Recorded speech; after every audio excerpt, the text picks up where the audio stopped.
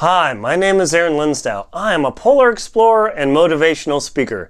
Today, I'm going to tell you how to quit wasting time with this one proven technique.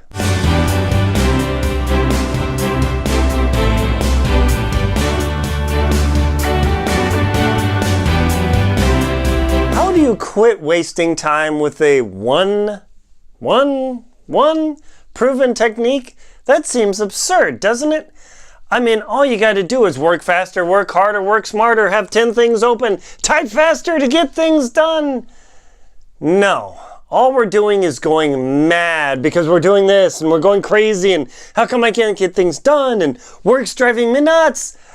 Yeah, so the whole concept is multitasking. Let me say that again with more dramatic flair like in a commercial. Multitasking. Multitasking is the ultimate time waster in your day. What? That's total BS, Aaron. I'm going to hit the stop button right now. Hang on.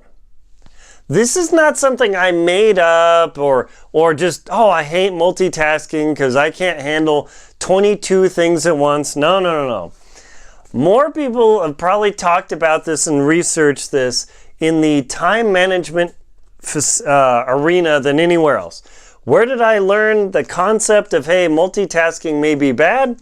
One of the places, and I'll feature this in other places, is The Ultimate Sales Machine by Chet Holmes. He talked about that along with, I think it was 7 different ways of not wasting time to be more effective, to make more sales, and earn, ultimately, more money, because that's the whole point.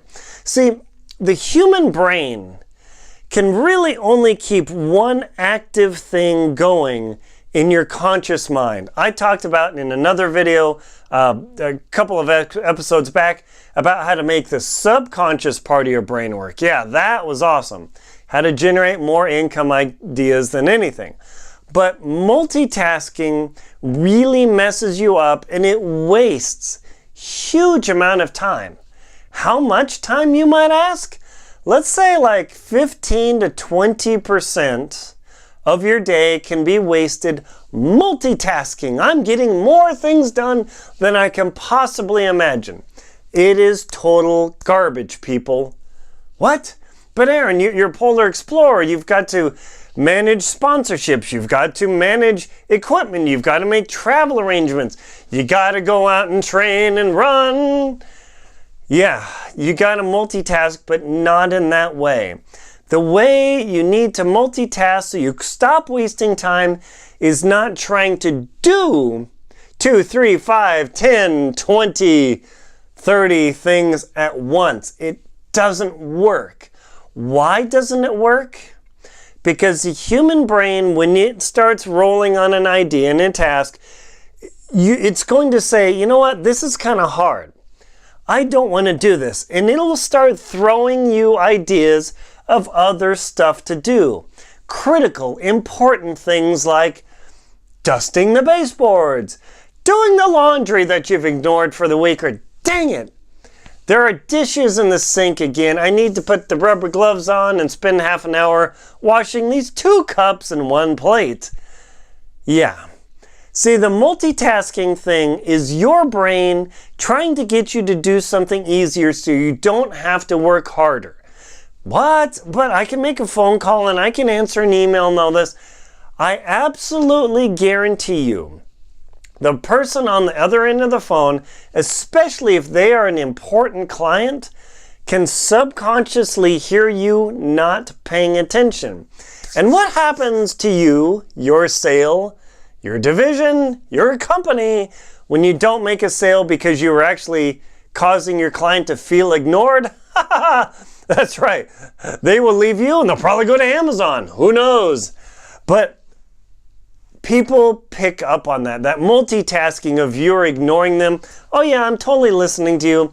I'm completely working on it. And you know what? You get that negative feeling. That's because they aren't actually listening to you because they are not present in what they were doing. Think of, what's the Yoda line? Your mind is not on where you are. with a little green character sort of voice.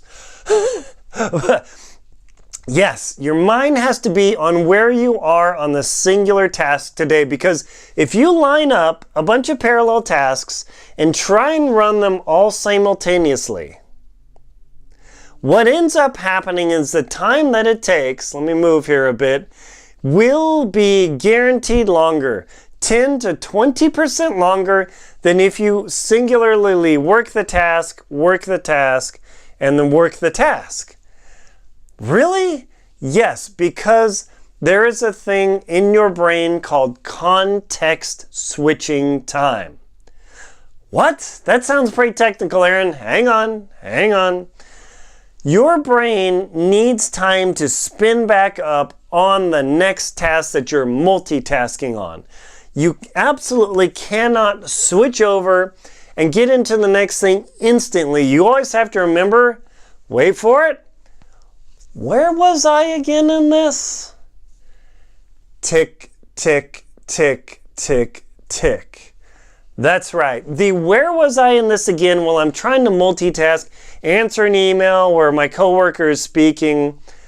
You're not actually getting their information. You're probably writing typos on the wrong thing to your boss, your client, your subordinate, or whatever, and you're making a mess of stuff. I know in the world and in work, we all say, oh, we need to multitask to get more done.